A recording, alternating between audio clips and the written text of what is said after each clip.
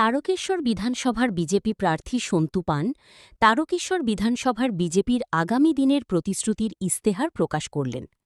গতকাল তারকেশ্বরের ভীমপুরে তার নির্বাচনী কার্যালয়ে ইস্তেহার অনুষ্ঠানে উপস্থিত ছিলেন আরামবাগ সাংগঠনিক জেলার বিজেপি সহসভাপতি গণেশ চক্রবর্তী, সম্পাদক বাবুয়া সাউ, সম্পাদিকা পর্ণা আদক সহ অন্যান্য নেতৃত্ববৃন্দ। এই দিনের সাংবাদিক সম্মেলন থেকে তিনি ঠিক কী বললেন বিস্তারিত শুনে নেব। তারকেশ্বর থেকে আশিস কুমার ঘোষের report, Ranaghat live news Bangla, Tarakeswar. নমস্কার, আপনাদের প্রত্যেককে স্বাগত।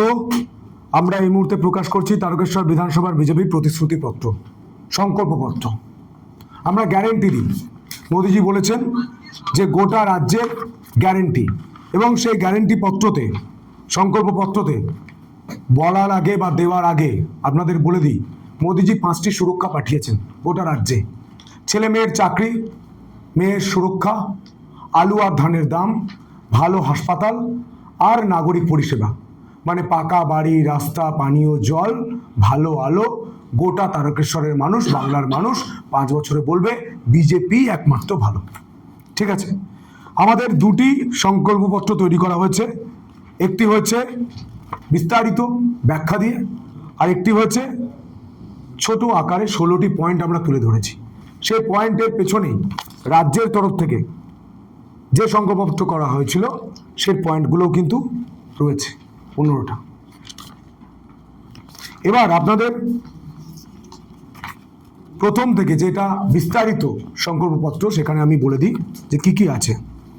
আমাদের এখানকার সবথেকে বড় সমস্যা স্বাস্থ্য তারকেশ্বরের মানুষের। তারকেশ্বরে 5 বছর আগে শাসক দলের নেত্রী, রাজ্যের মুখ্যমন্ত্রী, স্বাস্থ্যমন্ত্রী এসে বলেছিলেন একটা ভালো হাসপাতাল করে দেবো, কিন্তু করে দেননি।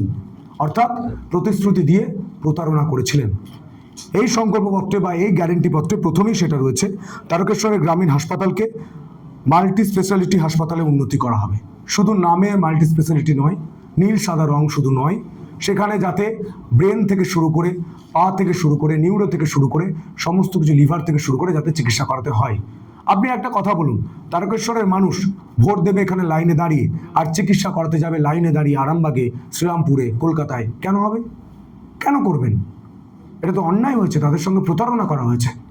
এটা যাতে না হয়, এখানে যাতে একটা ভালো হাসপাতাল আমরা করতে পারি, তার জন্য সেই সংকল্পপত্রে আমরা প্রথমেই দেখুন রেখেছি।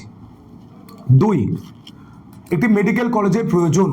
আমরা অনুধাবন করেছি যে মেডিকেল কলেজ নামে হয়, কিন্তু মেডিকেল কলেজে যারা জুনিয়র ডাক্তার তারা যাতে পড়াশোনা করে, যাতে সেই ব্যবস্থা তৈরি হয়, সেটার জন্য আমরা চেষ্টা করব এবং তৈরি করার জন্য আপ্রাণ 5 বছরে চেষ্টা করব।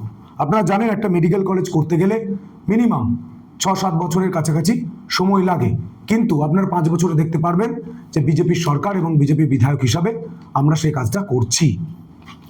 তারকেশ্বরে প্রতি 3 মাস অন্তর ব্লাড ডোনেশন ক্যাম্পের আয়োজন করা হয়েছে। কেন? আমি এখানে প্রায় শুনি যে এখানে অমুক রক্ত লাগবে, বি পজিটিভ, এ পজিটিভ রক্ত লাগবে, খুঁজে পাচ্ছে না।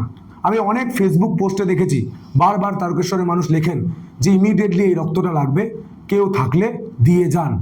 এটা দেখে আমার মনে কষ্ট হয়েছে যে সব জায়গায় ব্লাড ব্যাংক থাকবে, কলকাতায় থাকবে, ভালো ভালো শহরগুলোতে থাকবে, যেখানে বড় বড় মন্ত্রীরা থাকে সেখানে থাকবে, তারকেশ্বরে কেন থাকবে না?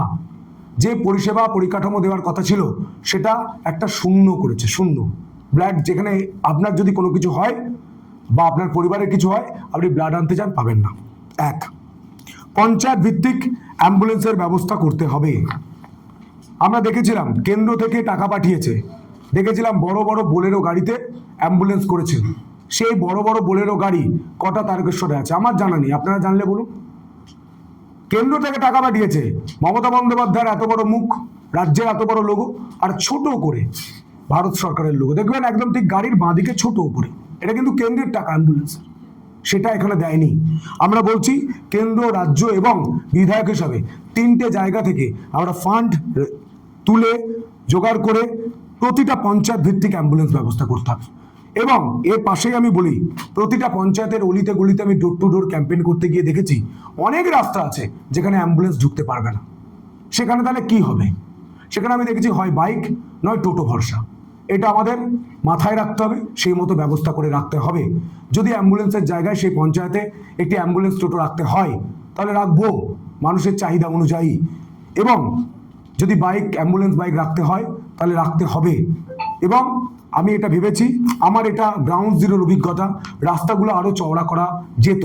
এই আমাদের এখানে কার্যালয়ের বাঁদিকেই দেখবেন হেলে যাওয়া রাস্তা, তৃণমূল যেমন হেলে গেছে সেরকম হেলে যাওয়া একটা রাস্তা আছে। আমি আর পর্ণাদি কালকে হাঁটছিলাম, গণেশদা ছিলেন, সেখানে আমরা দেখেছি হেলে গেছে। তাহলে অ্যাম্বুলেন্স যাবে কি করে, মানুষ যাবে কি করে, একজন গর্ভবতী মা আসবেন কি করে, এইগুলো দেখতে হবে।